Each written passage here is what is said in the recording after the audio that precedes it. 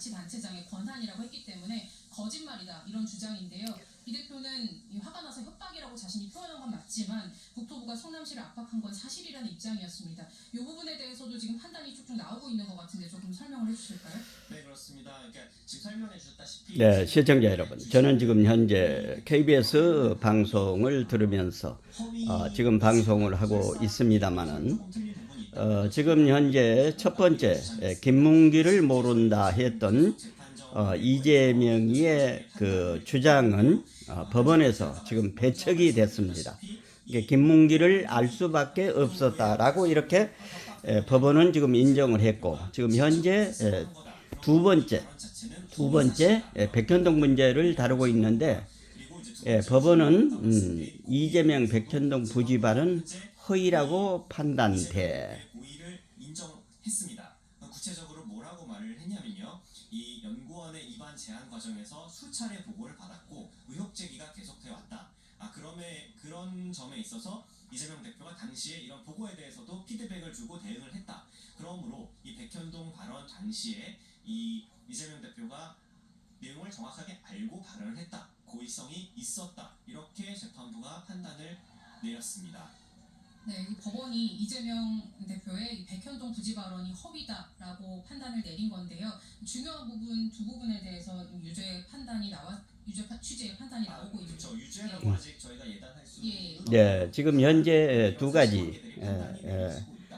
그러니까 이재명의 주장이 지금 현재 두 가지가 다 배척이 됐다고 하는 것입니다. 불구속 기소하는 게 지난 2022년 9월입니다. 이번 재판이 이 대표가 갖고 있는 재판 4건 중에서 첫 1심 선고인데요. 1심 선고까지 굉장히 오래 걸렸습니다. 좀 이유가 있을까요?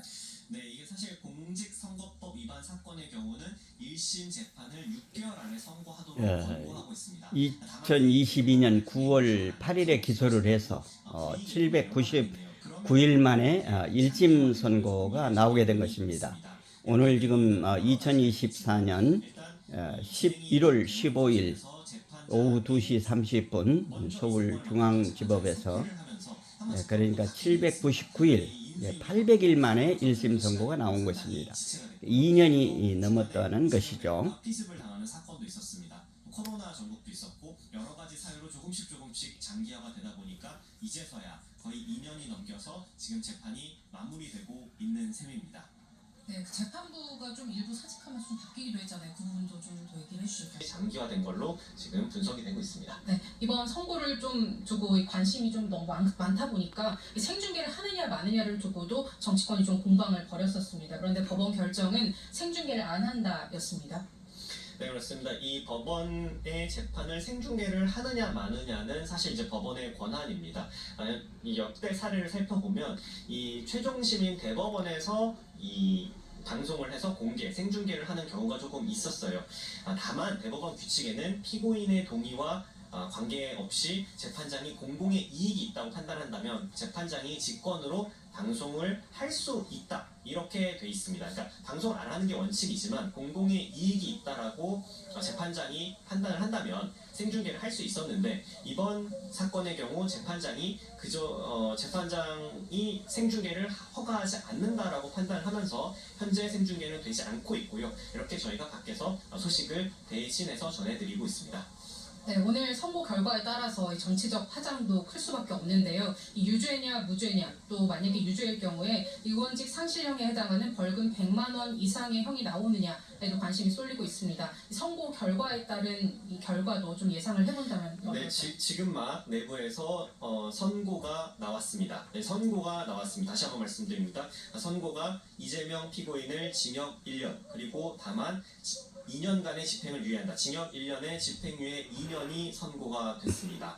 네, 징역 1년에 집행유예 2년이 됐습니다. 오늘 우리 그 오기복 친구가 아침에 보낸 내용이 그대로 맞았습니다.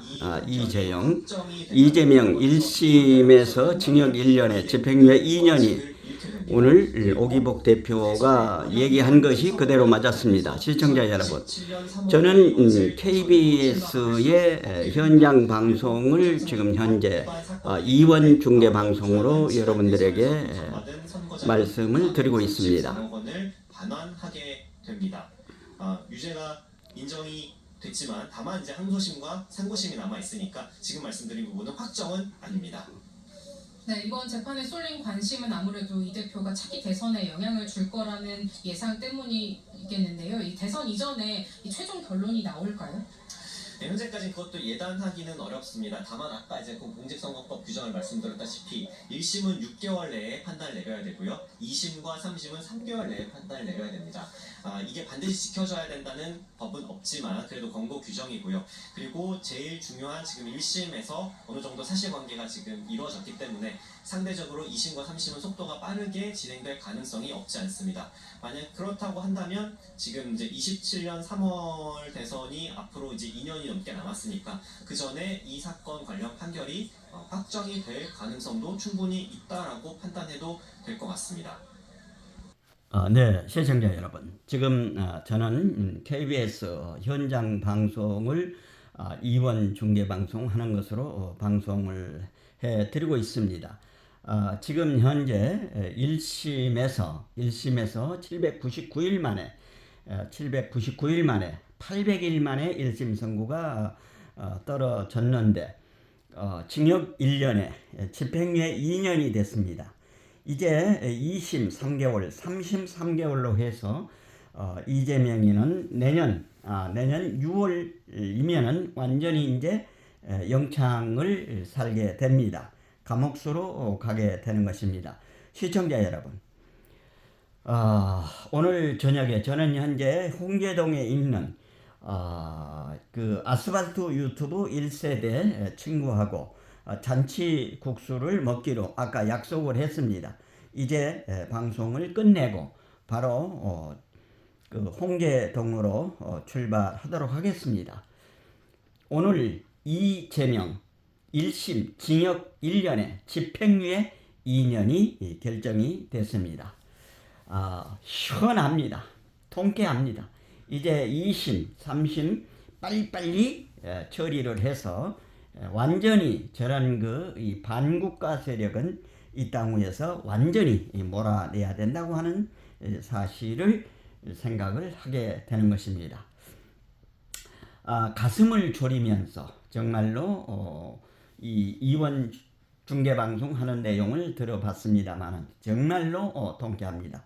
오늘 잔치국수 집에 오늘 아마 불이 날 것 같습니다. 많은 손님들이 가서 식사를 하게 될 것 같습니다.